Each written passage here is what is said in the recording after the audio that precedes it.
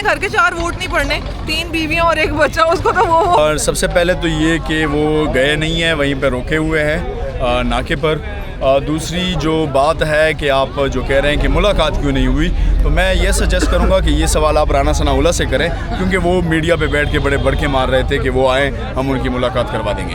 ठीक हो गया। तैयबा राजा साहबा, आप भी मीडिया बड़े अच्छे तरीके से हैंडल करती हैं। जो पिछले दिनों से 2 हफ्ते से जो मजाक बनाया जा रहा है, कैबिनेट नहीं बनी, वज़रा ने हल्फ कलमदान नहीं लिए, ये वो सारा, ये क्या हो रहा है और हुकूमत क्यों इतनी जल्दी में है कि केपी गवर्नमेंट किसी तरीके से हुकूमत चाहे जल्दी में है या उनके बड़े जल्दी में है, उनको लाने वाले जल्दी में है, सारे मिली भगत से ही हो रहा है। मैं तो बल्कि बड़ा वाज़ेह तौर पे कहूँगी कि मुनीर फारूक को ये वर्दी पहना दें, या तो फिर वो वर्दी पहन के आ जाए, हमें बता दिया करे कि जी फलां की ऐसी की तैसी, तो फिर भी कोई बात है, हमें पता हो वर्दी में एक बंदा आके बोल रहा है, या तो उसको डिक्लेयर कर दें कि उनका बंदा है वर्दी पहना के, या फिर जो है ना खुद आके बात किया करें कि इस तरह के जो लौंडे लपाड़े इन्होंने रखे हुए इनको ना भेजा करें।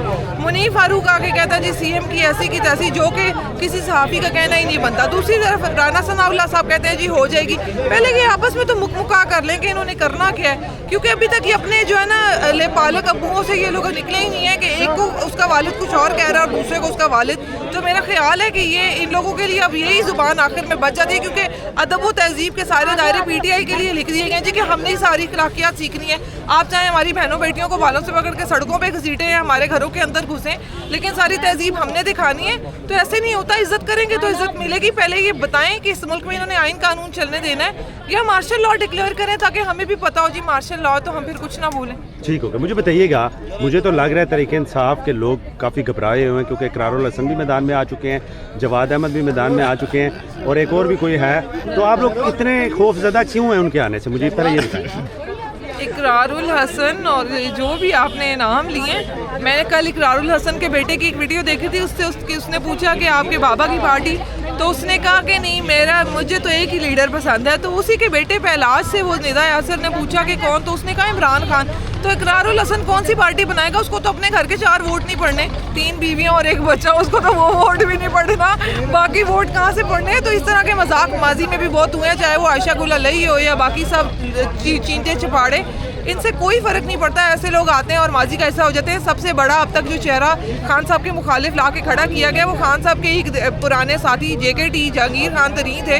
आज जहांगीर खान तरीन किस्सा पारीना हो गए, तो इकरारुल हसन कौन से खेत की। ठीक है, मेरा लास्ट क्वेश्चन आप दोनों से है, तहरीक इंसाफ आप सिर्फ रिहाई तक है या आगे भी इलेक्शन, वोट, नया सेटअप, आप क्या चाहते हैं? सिर्फ रिहाई तक है, इतना 2 साल लगा के रिहाई नहीं, मैं आपको ये बताऊं और क्लियर लफ्ज़ों में बताऊं कि पाकिस्तान तहरीक इंसाफ ने प्रीवियस 2 साल से जो जुल्म जबर बर्दाश्त किया है, उसके बाद पाकिस्तान तहरीक इंसाफ का नया बेस बना है और अब तो पार्टी शुरू हुई है।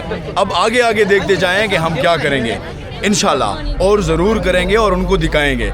लेकिन मैं सिर्फ यहाँ पे एक मैसेज देना चाहता हूँ, जो आपने इकरारुल हसन वाला कहा, और मैं इसको कंक्लूड करके कोसे में बंद करूँगा कि जितना जुल्म इन्होंने किया है, इंशाल्लाह इसका डबल हिसाब होगा।